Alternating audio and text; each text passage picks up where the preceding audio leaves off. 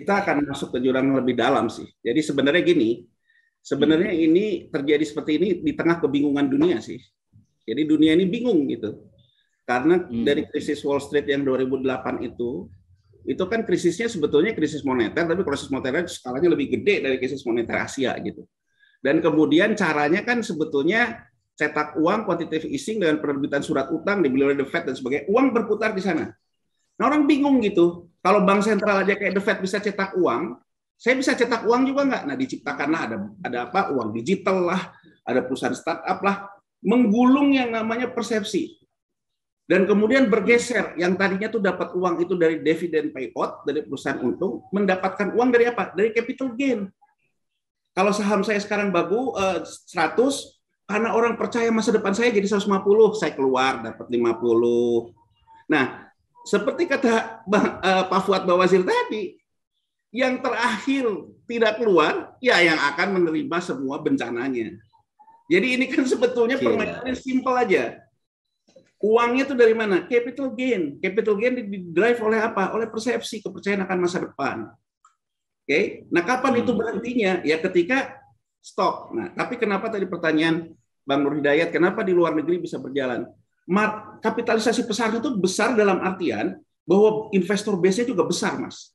Hedge fund-nya gede, ya, masyarakat misalnya di Korea Selatan ya kita bandingin. Korea Selatan itu literasi finansialnya itu 85%. Jadi masyarakat dewasanya yang mengerti dan bisa bermain di pasar keuangan itu 85% dari total populasi.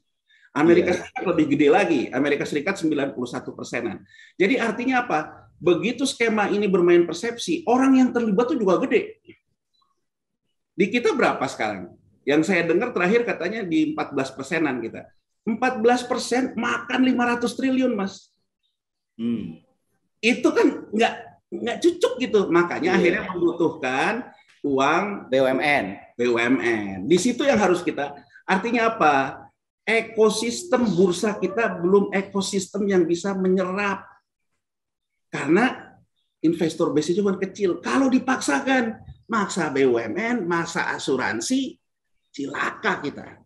Jadi ibaratnya gitu loh, jangan juga gitu. Teknologi itu kan bukan beginian menurut saya gitu loh. Susah ngomongnya lah, intinya begitu deh. Iya. Saya kira ini menarik sekali dan ini betul sekali yang Bang Yanuar sampaikan. Kalau di luar negeri ya lihat Uber, nah sahamnya naik terus. Ini GoTo baru IPO langsung turun dia. Bang, kalau boleh menambahkan sedikit, Bang. Kalau boleh menambahkan sedikit. Silakan, Bang. Ini saya mungkin terakhir ya. Persoalan ujungnya adalah hilirnya nih bagaimana penegakan hukumnya ini. Karena saya ceritakan kasus-kasus sebelumnya kan itu ada gitu penegakan hukumnya. Untuk kasus-kasus ini jangan hanya karena ini terlihat canggih, elit, hanya segelintir orang yang tahu pasar saham, penegakan hukumnya bisa apa istilahnya tidak terjadi. Maka saya tekankan tadi, kita sudah tahu semua pokok perkaranya apa, ininya apa, otoritas yang harusnya ini apa, itu harus kita desak. Saya sepakat tuh. Saya juga sudah dapat informasinya soal buyback itu 1,9 triliun. Saya juga udah punya informasi tentang siapa saja. Nanti kita tunggu saja 1-2 hari ini majalah itu mengungkapkan. Ya nanti kalau tidak diungkapkan ya diungkapkan oleh saya, simpel aja. Nanti kita lihat aja di Facebook saya gitu. Biar masyarakat gampang, biar masyarakat clear aja. Termasuk tadi pertanyaan dari Pak Antoni soal brokernya kan, melalui broker mana? Kan tadi tanya tuh melalui broker mana? Ya kita lihat aja broker summary. Sejak 11 April sampai tanggal 27 yang jualan paling banyak itu siapa? Melalui broker mana ya? Bukan brokernya, tapi kan melalui broker mana? Kan LG juga 1, sekian T. Yang jualan paling banyak, Trimegah juga gitu. Jadi ini tuh semua skenario aja, Bang. Naiknya juga skenario.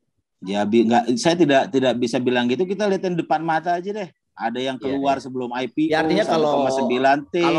Kalau brokernya terbesar, kalau broker terbesarnya itu juga dan punya afiliasi juga, kan ini berarti kan ada otoritas yang harus memeriksa lah. Tapi kalau kita lihat rangkaiannya mengenai soal buyback itu kan kelihatan tuh 18 Mei terjadi eksekusi opsinya itu. Di eksekusi opsinya artinya ada duit $300 juta. Terus bulan November 2001 ada perubahan akta ya kan di PT Aplikasi Karya Anak Bangsa. di mana saat itu Garibaldi Thoir itu sudah tercatat sebagai pemegang saham, jadi dia tidak hanya presiden komisaris. Itu November 2021, Desember 2021 kita tahu kan ada buyback tadi 1,9 triliun. Nanti kita lihat aja, kita bungkus, kita pelototi dengan konteks unsur kedua tadi, benturan kepentingan gitu. Dalam arti ada pihak yang mendapatkan manfaat. Ya nanti kita lihat majalah itu buka nggak hari ya besok Sabtu udah ada versi digitalnya tuh. Saya dengar mau ada infografisnya. Siapa saja yang sahamnya itu di buyback. Nanti kan kita kelihatan. Yang keluar siapa ya, kalau nggak keluar ya seperti saya bilang tadi mungkin di wall saya atau wallnya Mas Yanuar gitu aja. Simple aja gitu ya kan. Karena kita juga tahu ya kan mungkin orang-orang sana juga masuk kan, media juga bagian dari skema permainan juga bagaimanapun juga. Penegakan hukum itu yang penting. Terus juga ada lihat juga hukumannya apa sesuai Undang-Undang Pasar Modal. Saya juga baca gitu ya, hukumannya kan pidana badannya kan bisa diganti dengan pidana ganti rugi ya. Nah, mungkin hukumannya terlalu ringan, mungkin kalau cuma miliaran mah gampang gitu buat para pelaku seperti ini ya, mungkin nanti ada ke arah revisi undang-undang atau apa ke arah ke depannya ya. Karena ini jangan sampai ini karena terlihat canggih gitu loh, masyarakat biasa tidak bisa mengakses, nggak dihukum. Yang lain aja dihukum gitu loh. Gubernur BI dulu dihukum, Hambalang partai berkuasa dihukum. Ini jangan karena dia dekat dengan pemerintah nggak dihukum. Nah itu jadi 1-2 hari ini kita simak aja sampai Senin lah kan, cetaknya muncul tuh, keluar kan infografisnya. Kalau itu keluar berarti kita yang minimal mengikuti diskusi ini sudah tahu ada afiliasi, ada benturan kepentingan, dugaannya kuat sekali. Kalau masih didiemin juga, wah saya nggak tahu nih negara ini bagaimana. Artinya menunjukkan ada orang yang kebal hukum. Itu artinya hukum dikendalikan oleh kekuasaan betul-betul. Dan ini mereka ini saya bisa simpulkan mereka inilah yang mengendalikan ya Bang, karena mereka kebal. Nah, begitu kan. Ya, terima kasih atas waktunya.